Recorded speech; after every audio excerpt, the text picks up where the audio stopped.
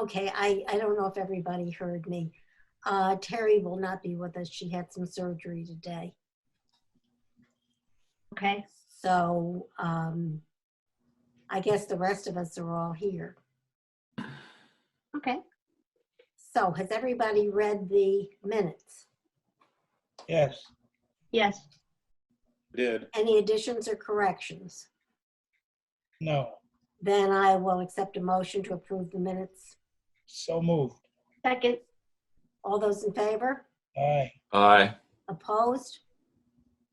Okay, voting's ordered. We were going to have a discussion of the laws involving the various properties that we are interested in.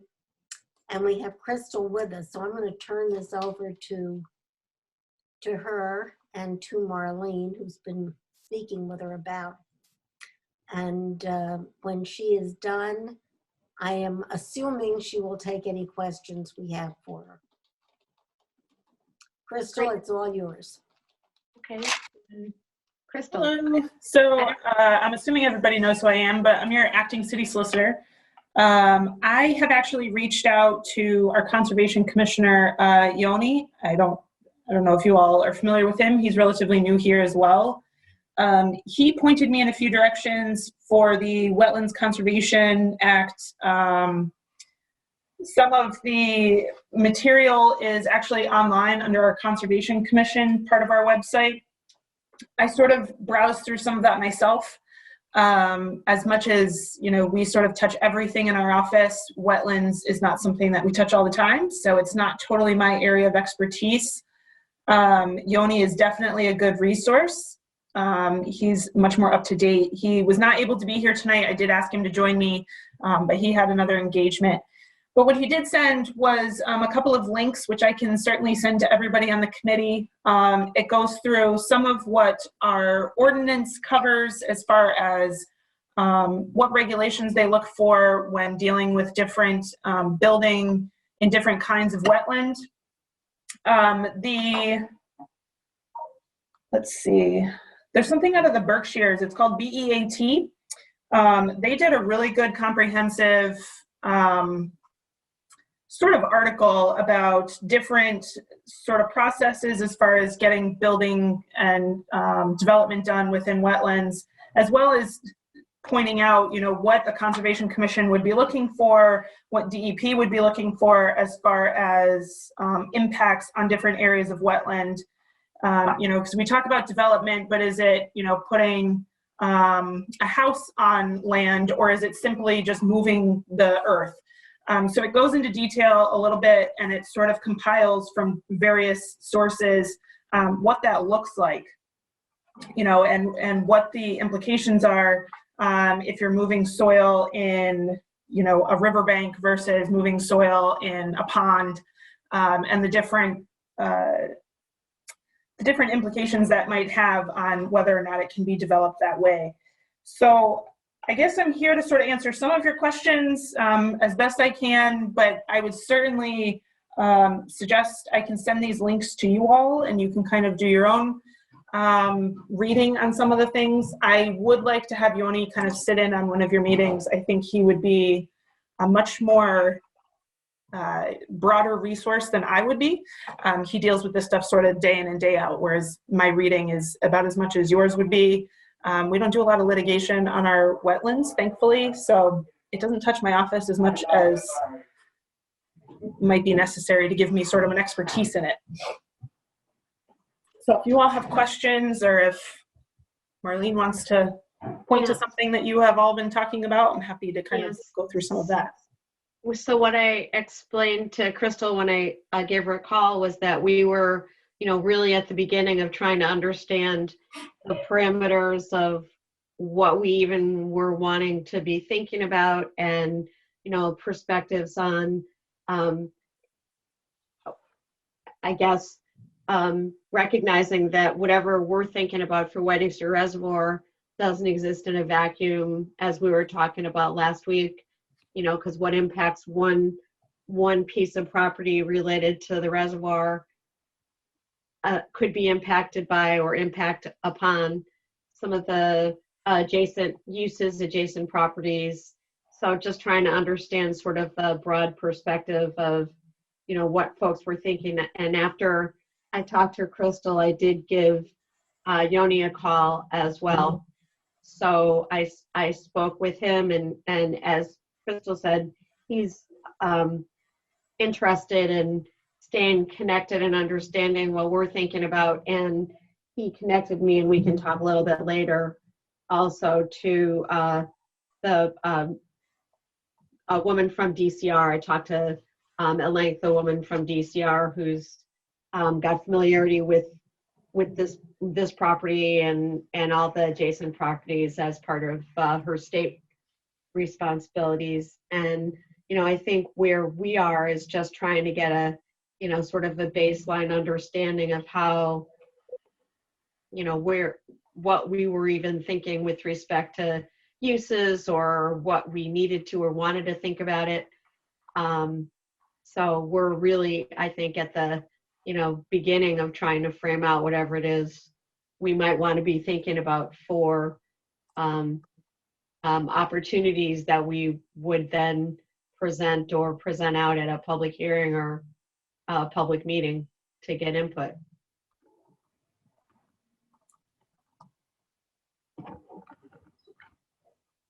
So what do you guys think? Or, like I said, I know we're real early to have specific questions for Crystal, but are there any baseline questions on, I know some folks spoke before this meeting to some of the adjacent landowners. So maybe can fill in a few more initial questions about the context and the neighborhoods that we're thinking about. I guess I have a question, and it relates to Chapter 97 protection. Crystal, can you go over a little bit for us as a committee, Chapter 97 protections? So Alan, I'll let you, if that's an appropriate question now, or whether we would wait for that. But while, since that is the protection that the reservoir is under, just it seems like it might be helpful to understand what that is. Thanks, Jeff. I think that's the most important question that we need to look at for the work we're supposed to be doing. Crystal, you're on. Yeah. Article 97 does a lot with sort of disposing of and acquiring property. I think it's going to depend on what you intend on doing with the property. If we are looking at, acquiring some of the surrounding area, I know there was some talk about a butter land and whether, acquiring some of that would be helpful. I don't know if you're looking to partition off some of it. If it is Article 97 protected, there's different things you can do as far as like a swap elsewhere in the city. We've done that on some of our other Article 97, like parkland. We were able to do a swap so that getting rid of some of the Article 97 land, we were able to say, okay, state, if we get rid of this, you can have this parcel over here. So that's something to look at. You can remove the designation. It's a little bit of a process, and it all goes through EEA and some of the other state agencies. But I will say we haven't really done much with it. The Article 97 land in the city, we just finished one last year. So the process was all new to us last year as well. But it did end up going pretty smooth. We had a lot of help from the state sort of guiding that through. But I think sort of some of the questions are going to be more easily tailored as you decide sort of some of the development you want to do. But I wouldn't be too concerned with the Article 97 designation. I would be more concerned with the wetlands protection as far as development goes. But like I said, it's going to depend what you want to do with the land.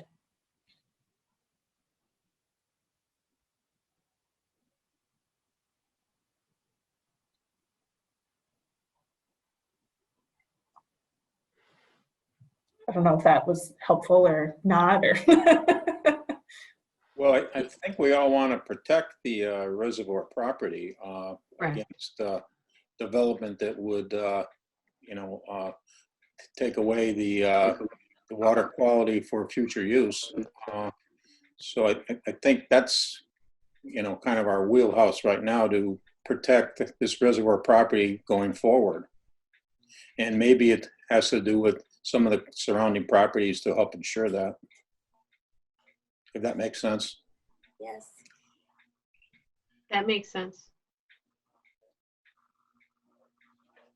So I had an interesting conversation with Jennifer Howard from DCR, and she explained to me, sort of the state's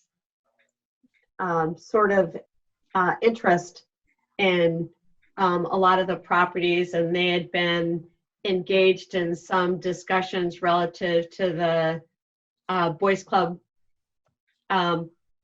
parcel property that they had that was, on the mountain, and were not able to act in a way that that she was happy with time-wise. And so that property then got transferred, I guess, to the quarry owners.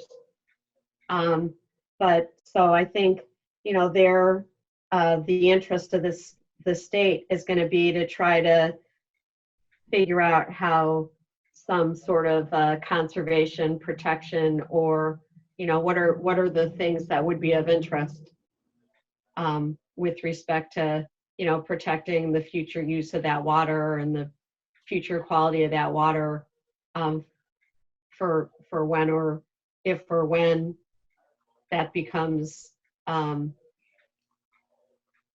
important for use in the city, especially.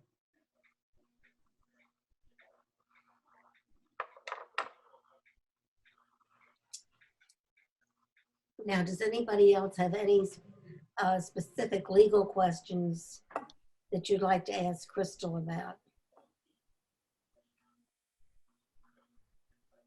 Crystal, did Marlene tell you what our charge? You're on mute if you're looking to say something. I know, I just unmuted myself. I realize that. Thank you. So I have a dumb question. Can you help me understand what the relationship between the city and this is the water department that owns the reservoir? So, That would be great. I'm just like, what that relationship is, and like where the authority lies to make decisions about it.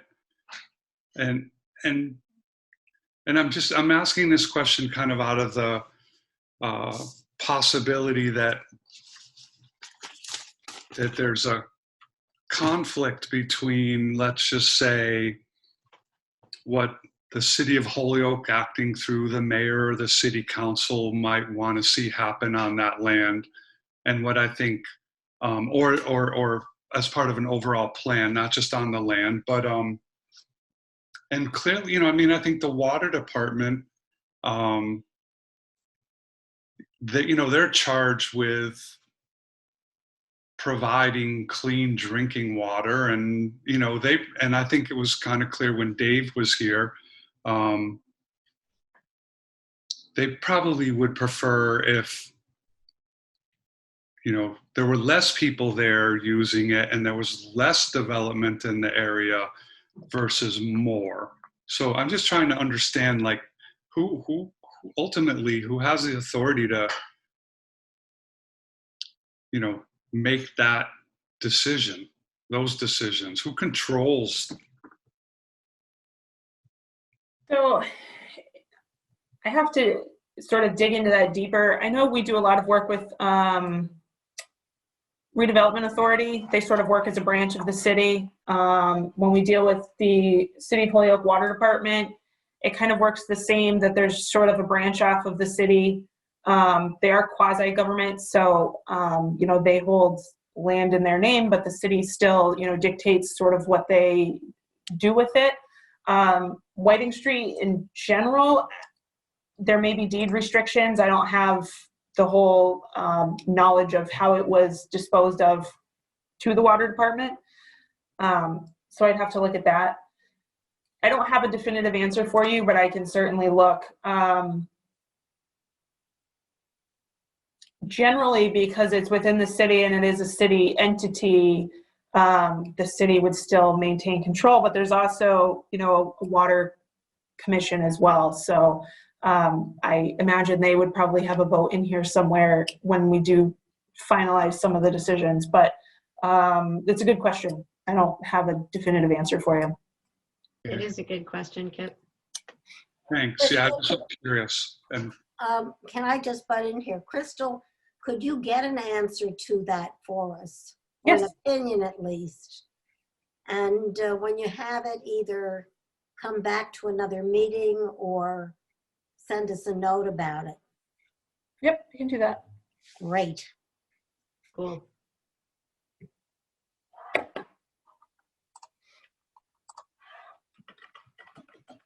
So, Jeff?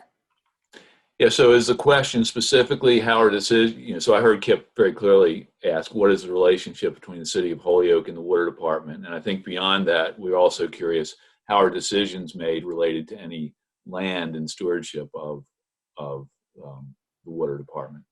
Because it does, you know, if you go to Map Geo, it clearly says it's city of Holyoke, but under the jurisdiction of the water department. So it's owned by the city of Holyoke, but the stewardship of the water department. So yeah, just curious. That's probably the most important issue that we have to look at. When you stop and think about it, our charge is to look at this reservoir property and see what in our wisdom is the best use for it and develop some sort of guidelines for the city council for the future of the reservoir. So this is a basic legal issue that we need to know about.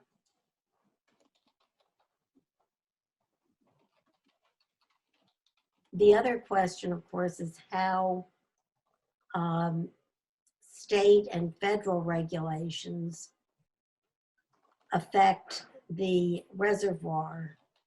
I know it's pretty much both a state and federal no-no to deregulate a reservoir.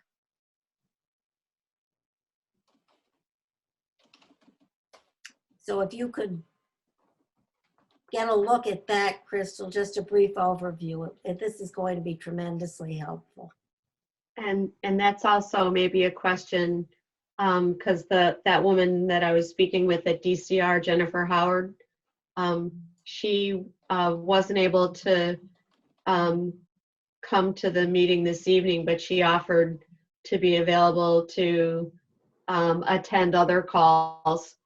But that might be, we might get some clarification or understanding from her perspective on what the regulatory environment would be with respect to, you know, state and federal rules on the reservoir.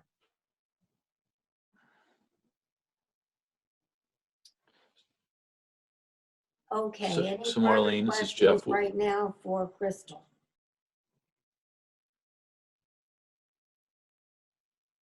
Not yet. Okay, now I know each of us, and Marlene has already reported on at least part of what she found out, but each of us was going to take a piece of property and look into it to get a little bit of information to bring back for our overall view of these areas and how they might actually, or what kind of relationship they might have to the reservoir.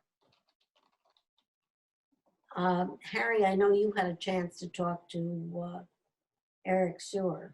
Sure, yes, I did.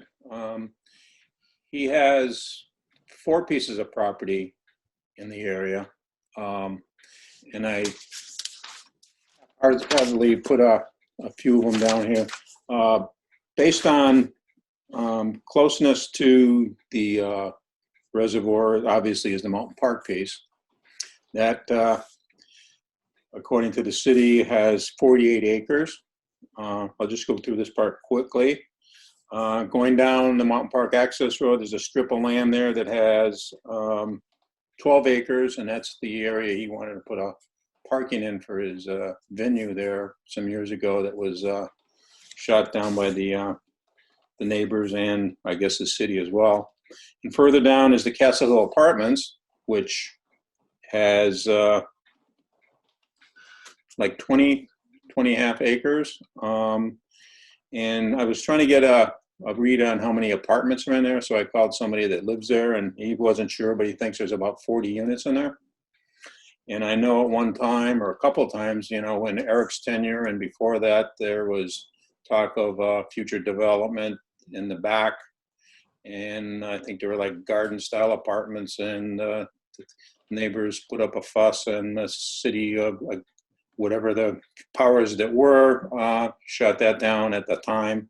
But there's certainly developable land there that we should be aware of. That strip of land going down on the access road, probably not so much. There's wetland, there's a stream down there, and there's also some, riding my bike through, there's at least 3 different manhole covers down there. So there's some kind of, you know, I don't know if it's sewage or what's in there that comes down there. So it's kind of a narrow strip. And then further up is the country club, the Holyoke Country Club, which has 82 acres, which is a lot of acreage. And it's, you know, I guess you can call golf passive recreation, I would guess. It's not, I don't think, too detrimental to anything, unless your golf cart goes in a pond. But other than that, there's certainly probably some developable land there as well. So talking to Eric, he wanted nothing to do with talking about the properties other than Mountain Park. And he gave me a kind of a quote that the whole Mount Tom area is near and dear to him, and he does want to develop Mountain Park in the future. He didn't want to discuss it so much at this point. What he would like to do is have a meeting with us. And I think that we need to decide, you know, we're going to have a public, you know, comment. Do we want to have the abutters come in to us one at a time if they wish and talk at length of what they want to do or don't want to do? Or do we push them off to the general public, which I think anybody that's an abutter should have a, you know, a little higher authority on talking to us probably, if that makes sense to everybody. You know, and there's, you know, I'm sure there's other abutters that would probably want to talk to us as well. So he expressed, you know, very, very keen interest to talk to us. And I guess that's about it, unless, you know, you might have said something else there, but I'm guessing that the developable land is, you know, pretty much almost everything has except that strip of land, I think, can have some development in it. And going forward, it's all adjacent to that reservoir, so we should be keenly interested. That's it. Great. That is the city, the connection to the city sewer line. Okay, did that, It connects to Castle Hill. yeah, but it's up above that. Did it go, Mountain Park had sewers, didn't it? No, Mountain Park did not. They had a terrible septic system, and under some pressure from a company that I used to work for, they needed to connect to the city sewer. The Mountain Park. Yeah, that's the line. Okay, that's the line. Okay, yeah. That was near the end, right? Okay. Now, does that go under 91 or does it go along the bridge? It goes over to Castle Hill and out that way. Yeah, but from Mountain Park area, is it under 91 or is it along the bridge? No, but it's along the bridge. Okay.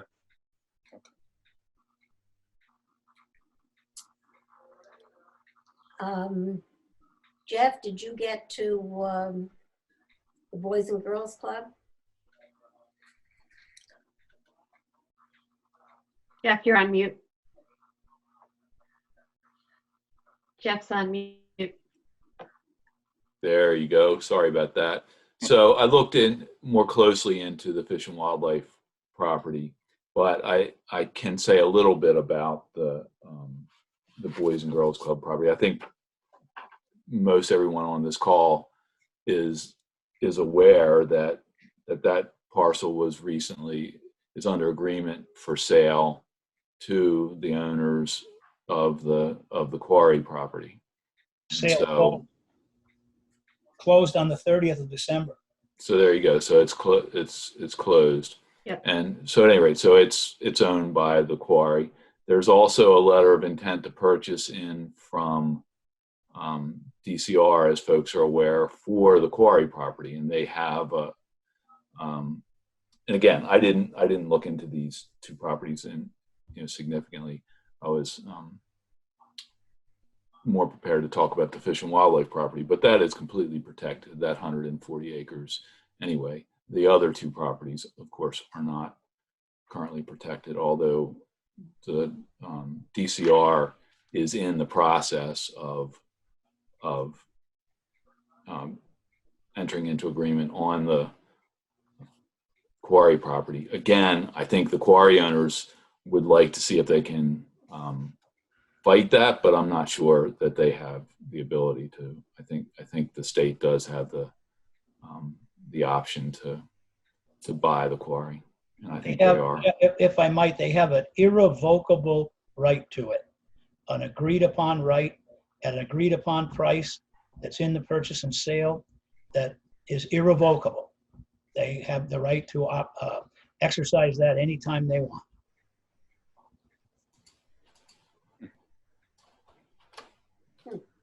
And so, Dave, they're in the process of exercising that, correct? I'm not privy to that, but they have that right. Yes, they've sent a letter indicating they are in that process. Yeah. I believe that is the case. Now, does that mean that they're looking at the Boys and Girls Club property, which is the old ski slope, the main ski slope, and the quarry? So I think, as folks are aware here, and some folks on this call are certainly probably more aware of this than I am, the DCR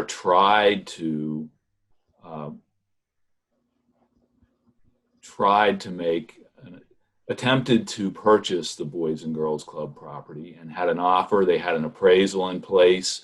They had indicated they'd sent the city a letter of intent to purchase, to go through the process to purchase that, but there was a time frame on that, and the city council, just because of the way they did not get it on the agenda, they had, my understanding is that Jennifer Howard from DCR had sent letters to all the council members via email, but she did not go through the official process of a certified letter to the council to get on the agenda.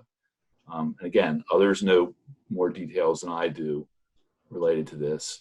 And so she was not able to get on the agenda with the appropriate advance notice.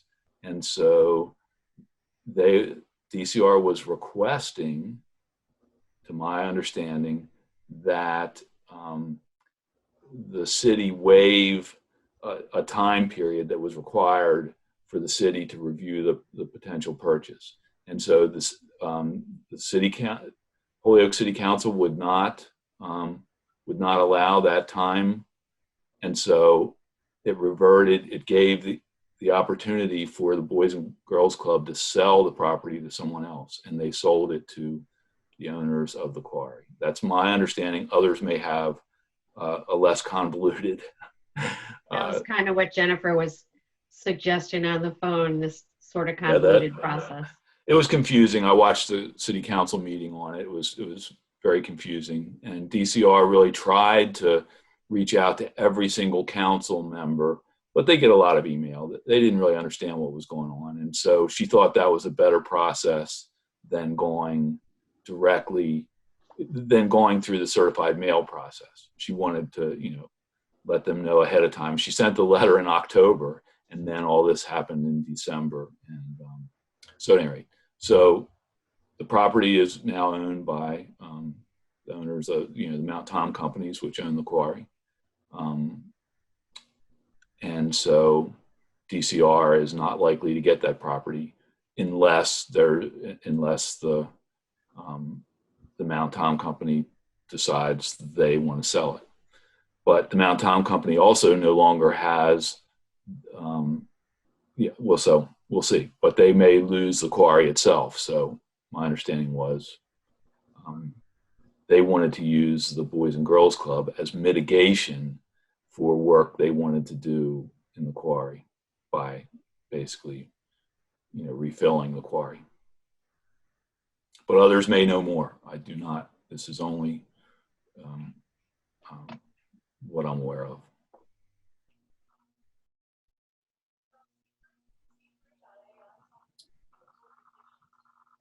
Now, the immediate abutter to that property would be Trustees of Reservations. And I did try to reach them. Called the local number, which turns out to be no longer in service, and then called Boston, and Boston's office is closed. It is supposed to reopen tomorrow. And I will get on the phone again tomorrow and try to reach them to find out what they're doing with all of this and what their interests are for the future of the property they own, which would be the land below the parking lots on the old ski slope parking lots, down to Route 5, and then across Route 5, the dinosaur footprints area. And those will be the ones I'll be talking to them about, if I can ever reach them, if there's ever anybody home. Yep. And I can do two things. If I do reach them, I can write a quick report to everybody and email it, or we can just wait 2 weeks for the next meeting for me to be able to report to all of you on it.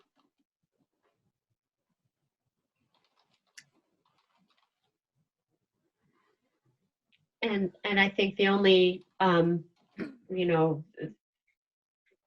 the DCR interest, she had that interest in that property that was the Boys and Girls Club property.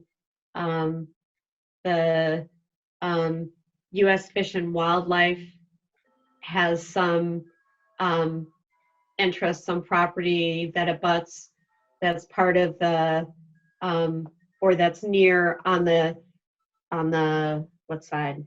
West side, 141, the west side. Right. And which is the back side, and they'd be looking, the sort of to the north and west. They would, her interest is there, U.S. Fish and Wildlife and DCR, and what she, one of the things that she mentioned as an option or alternative is, to try to purchase somehow a water conservation restriction somewhere in that reservoir is, something that she'd be willing to chat about also. Okay, and I think, Kip, you were going to look at something.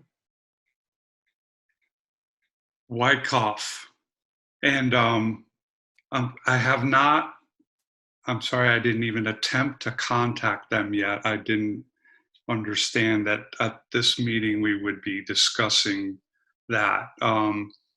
I have done some reconnaissance there last couple of days, walked around, looked at the 2 reports that we received on the Mount Tom studies, Conway, and then the one that's like 20 years old. So I know a little bit about the property. There's 90 acres there. There are new owners. Last December, they acquired the golf club or country club property. Out there walking around this past week with with obviously the leaves are gone, you can really kind of see into there. I did not realize how close the golf course is to the reservoir, nor did I realize that there's a couple pretty significant streams or surface body waters that flow right to it. Yeah. So I will, before we meet again, make sure that I get in touch with the managers or the new owners. I think it's a little difficult right now because they're off season. I think some of these guys may be laid off for the winter, but I'll tap into their network and try to get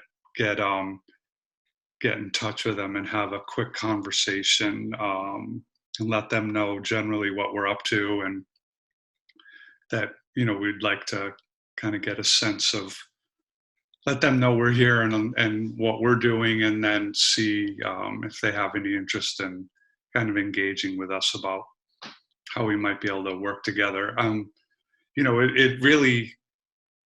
It did surprise me how close those walking trails are to, the trail around the reservoir is to that golf course in a couple of places, including, near their parking lots.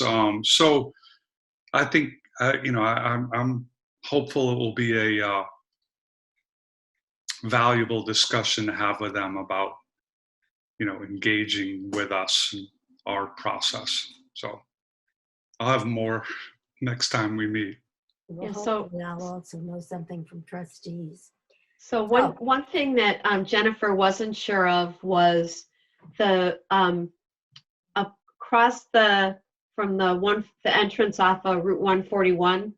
There's I think that's the U.S. Fish and Wildlife. There's part of the New England Trail that cuts through there, and there's a new house there, but there's also this a lot, for lack of a better word for it, not really a lot, but a place where folks park to access the reservoir for walking purposes, as well as going up into the New England Trail. So that lot is sort of the de facto entrance to Whiting Street on the west end, and that's really kind of a mess, and she wasn't sure what the size of that is, or who the active owner of that parcel is, and how big it is, and things like that. So I think that should be something we try to figure out maybe also.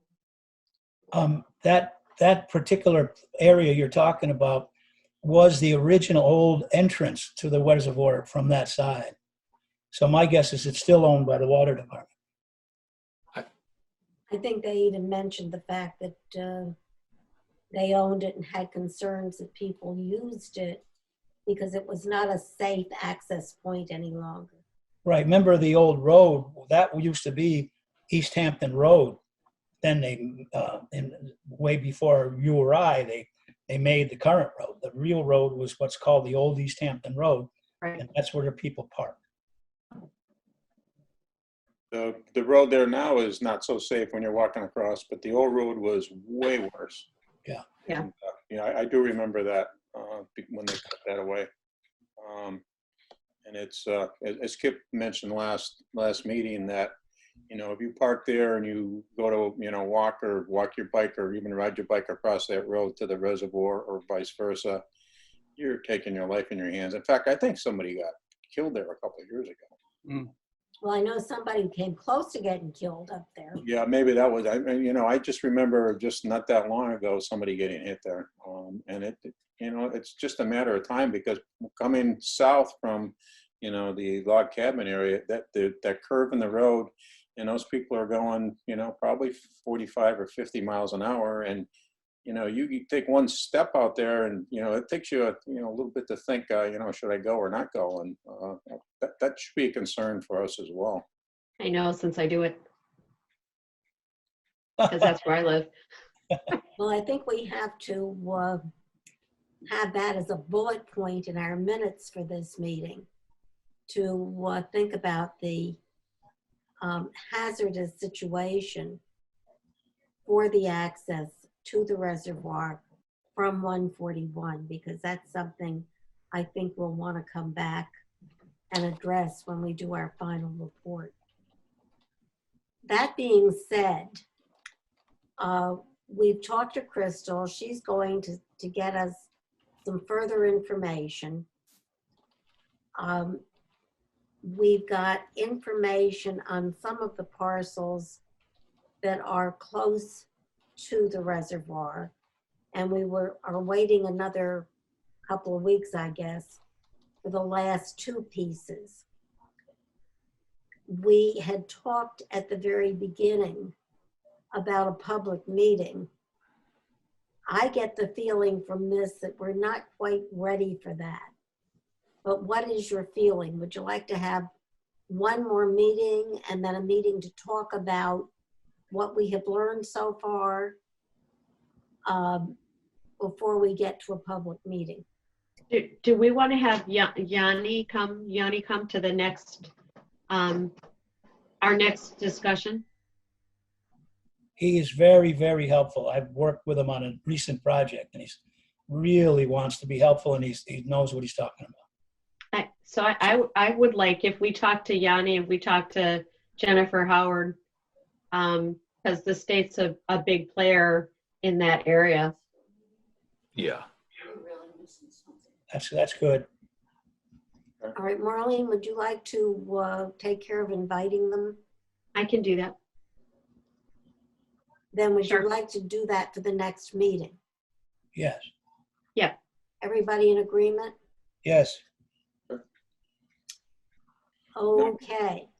And then would you like the meeting after that to be one that we could, in general, talk about our concerns and what we found out before we set up a public meeting? Well, I guess before we do a public meeting, we should figure out what it is we want to meet with the public about, or what we want to hear from them about. Because I think we need to, have some critical ideas or some thinking from us of what does or doesn't make sense. Because we don't want to, the meeting, we should be inviting them for some specific discussions or specific information, I think. I agree. So. I think we should also decide whether we want the abutters to come in on their own first. And should we have some kind of a consensus within our group as to what we want to see up there before we have the public come in to see what they want to have? Does that make sense?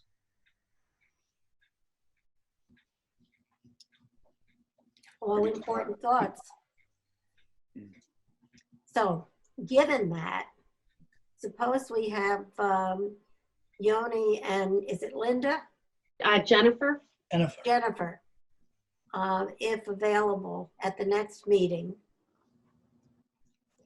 If they do not take the entire meeting with their thoughts and our questions to them, we can start discussing what we've learned, get the last two reports, hopefully from me and from Kip, and then make a decision as to whether we want to go to another meeting of our own group to talk about what we've learned so far, and where, if indeed we think there are any holes that we want to get more information, whether we're ready for a meeting with the abutters, whether we're ready for a public meeting, and so forth. Does that sound like a workable plan? Very much. Yeah. So Sue Ellen, I have a couple questions. So related to Yoni and Jennifer, I guess I have a question about, related to Jennifer. My understanding was she was, and I think Marlene mentioned this, Jennifer's very interested in talking to us about the possibility of having a conservation easement on the reservoir properties. And I think Marlene said that. And that would, again, that would provide double protection beyond the Article 97 protections. And it would basically, and it would allow, so again, they would be basically purchasing any remaining development rights on the reservoir property. And then, and that would allow a payment, to the city, for the value of those development rights. And I think that's what she is most specifically interested in talking about. She may also be willing to talk about, their interest in the quarry property and in the Boys and Girls Club. But I think we should tell them specifically what we're asking them. And with regard to Yoni,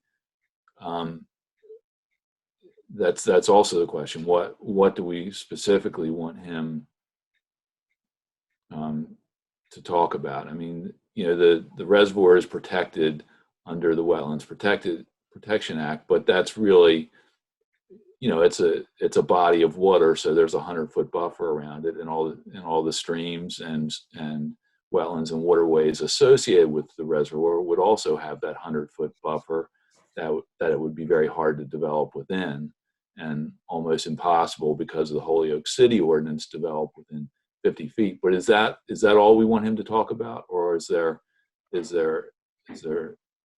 something more we want Yoni?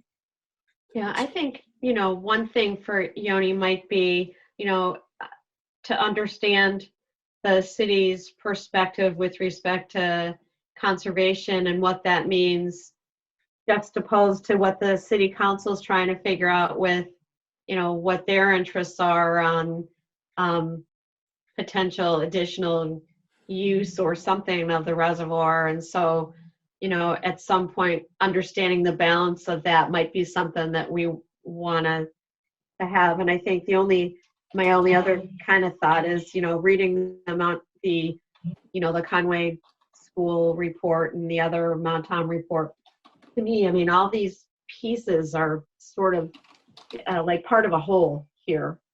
And so it's hard to pick off a piece and not recognize the impacts on everything else. So, and those reports had some, general ideas of, getting transit to the, into the res, or, whatever it was, different things, education, what are, so development or use of the property doesn't necessarily mean that they're building condos, but it could be some other beneficial use, general use in that whole area. So, I mean, there's a lot of thinking, broadly in that whole area somehow.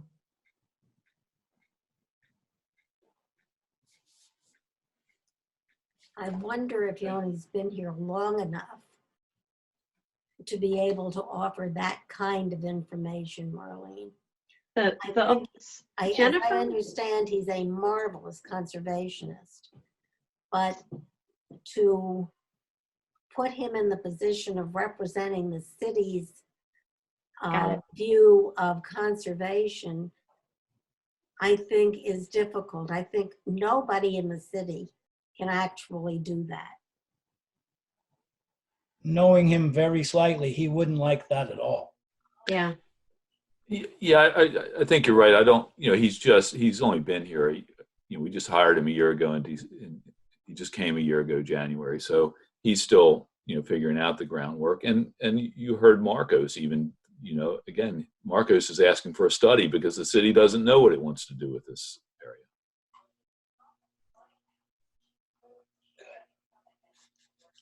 I think it's basically our charge is to look at the reservoir and think what will keep the water safe, what's the best possible future for it, for the city. So we don't want to get ahead of ourselves or beyond ourselves, Right. but at the same time, certainly all of us want as much information as we can get so that we make well-grounded recommendations that the city can use. And if I sound like mother, I mean it.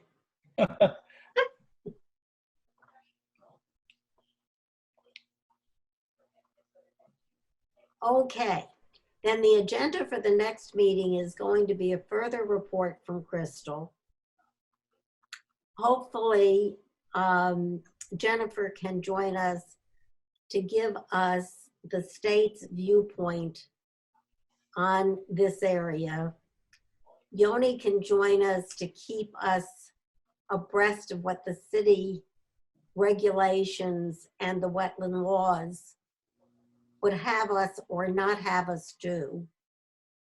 And then we'll have some discussion among ourselves as the second part of this meeting about where we are, what we may want to look into further, and how soon to start holding meetings with the abutters and the public.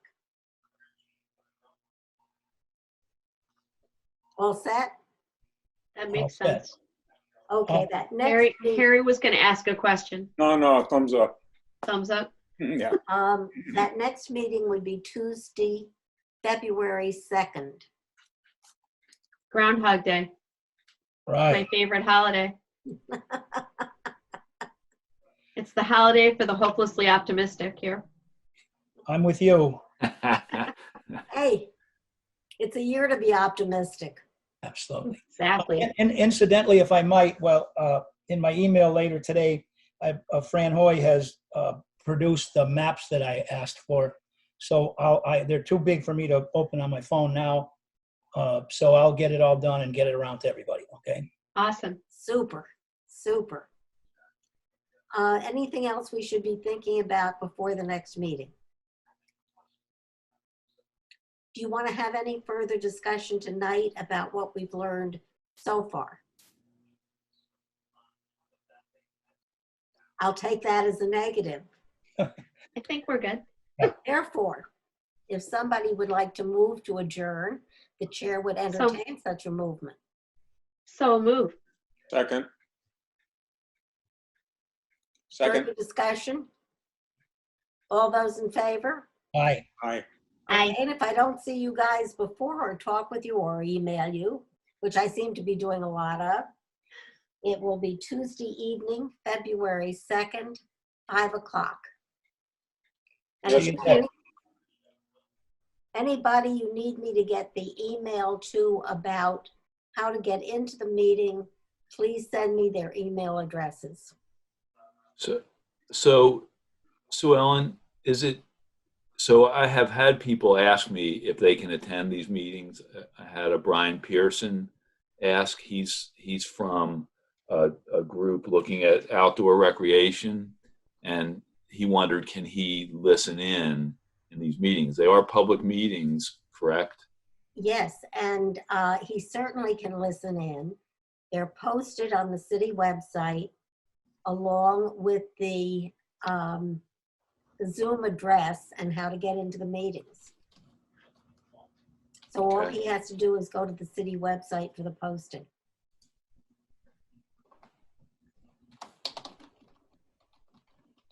And obviously, the more the merrier.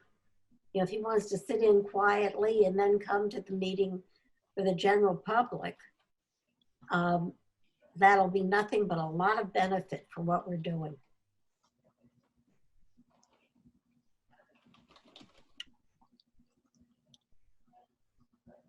And if it would be more comfortable for some of these people to get a direct invitation and you've got their email, send it to me and I'll be happy to include them. I don't see on the posting for tonight any Zoom info.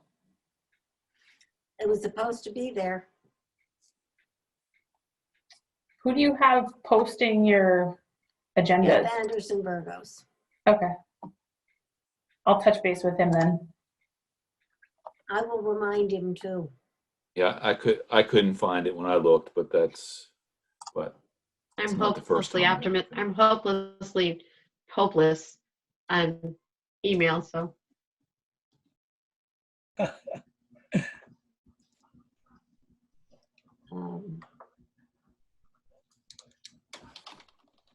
Okay, I'll take care of talking with him tomorrow. He and I are old buddies. Okay, Okay, everybody go Bye, enjoy guys. your dinner. Good night. thank Night. good you. night, everybody. Thank you. Thanks, everybody. thanks. Bye, Crystal. Good night. Bye, Bye. Crystal. Bye. Thanks for coming.